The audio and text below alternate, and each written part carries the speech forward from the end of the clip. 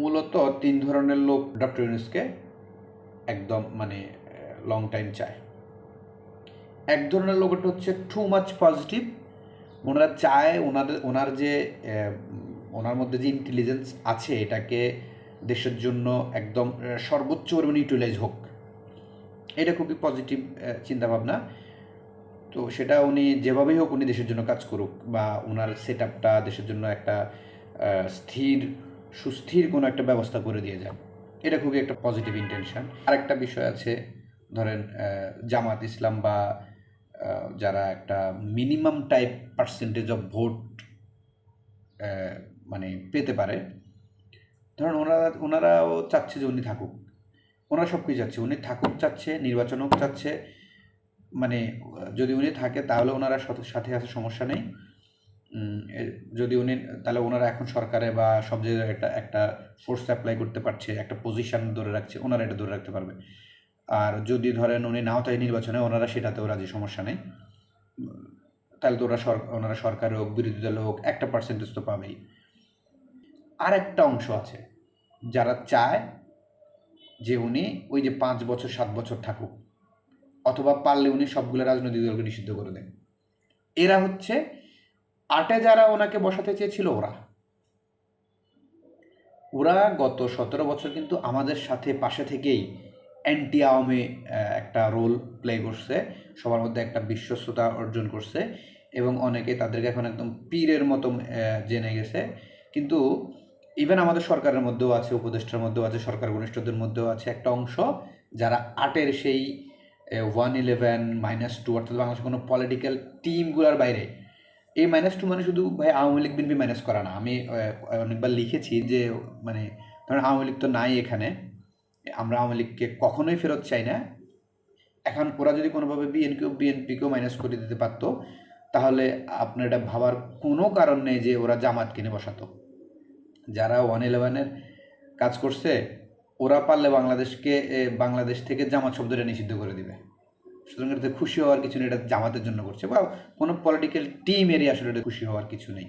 আমাদের দেশটা এটা ধরেন স্বাধীন সার্বভৌম বাংলাদেশ না থাকা, যে যার যার মতো করে একদিন ইন্ডিয়া তার মতো ইউজ করলো, চীন তাদের মতো ইউজ করলো, আমেরিকা তাদের মতো স্টেট করলো, রাশিয়া তাদের মতো আমাদের এখানে একটা অংশ নিয়ে নিল। আজকের ধরেন ফিলিস্তিন একটা সময় কিছু অংশ ফ্রান্সের কাছে ছিল, কিছু অংশ জর্ডানের কাছে ছিল, কিছু অংশ মিশরের কাছে ছিল, হ্যাঁ, ইভেন সিরিয়াও এরকম টুকরো টুকরো হয়ে যাওয়ার একটা মারাত্মক হুমকির মুখে আছে। তো আমাদেরকে নিয়ে ওদের এই প্ল্যানটা 8 সালেই ছিল, সেটা তখন সফল হয় নাই। এখন আরও সহজ হয়ে গেছে, আওয়ামী লীগ ওদের কাজটা অনেক সহজ করে দিয়েছে পালিয়ে গিয়ে। কিন্তু ডক্টর ইউনূস একটা কথা বলেছিলেন যে আমরা ইন্টারন্যাশনাল মাঠের প্লেয়ার। উনি কখনোই নিজে মীর জাফরের রোল প্লে করে কেউ একজন ওনাকে বসিয়ে নিজেরা এরকম ভাগাভাগি করে নেবে, আমি একদম প্রথম থেকেই খুবই নিশ্চিত যে উনি কখনোই এই ফাঁদে পা দিবেন না, দিলে উনি আটে দিতেন। এটা ডক্টর ইউনূসের নিজের কথা।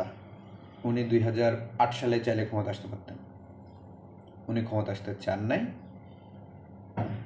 এখন উনি আমার কাছে মনে হয় ক্ষমতা আসছেন আসলে ওনার অনেক অপমানিত হওয়ার পর ওনার একটা জিনিস দেখাই দেওয়ার ছিল, অথবা ছাত্র জনতা, বাংলাদেশের মানুষ আওয়ামী লীগ পতনের পর একটা বিশ্বস্ত লোক পেয়েছিল, যেটা ঠিক 8 সালের মতো না।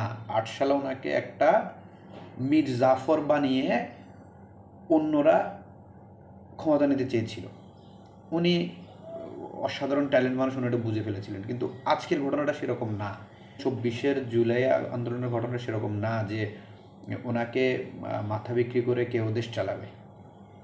এটা ছিল গণমানুষের আন্দোলনে, ফ্যাসিবাদের পতনে একটা অভিভাবকের দরকার ছিল যে দেশে বিদেশে সমান পরিমাণ সমাদৃত, যার কারণে উনি এটা অ্যাকসেপ্ট করছেন।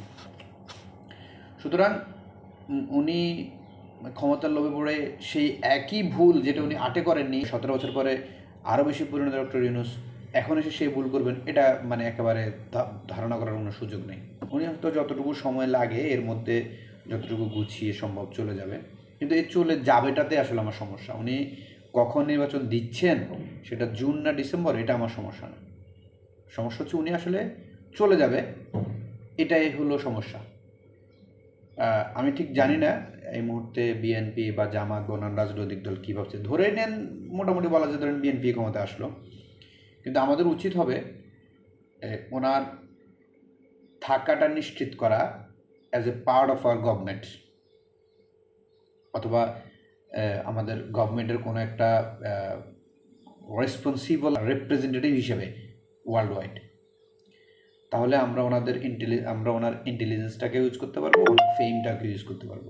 তো আমাদের যারা ক্ষমতায় আসবেন ওনারা এই জিনিসটা যদি মাথায় রাখে, বা বিএনপি যদি ক্ষমতা আসে, বা তাদের যদি মাথায় থাকে যে ওনাকে একটা অনারেবল পজিশন দিয়ে যথেষ্ট স্কোপ দিয়ে কাজ করার জন্য, তাহলে আমাদের দেশের জন্য অবশ্যই ভালো কিছু হবে। শুধু উনি না, যাদেরকে যোগ্য মনে হয়, শুধু পলিটিক্যাল ওয়েতে নির্বাচিত রা থাকবে ব্যাপারটা এমন না, মোটামুটি যোগ্য যাদেরকে সরকারের সাথে সংশ্লিষ্ট করা যায়, সেটা আমাদের জন্য যথেষ্ট ভালো হবে।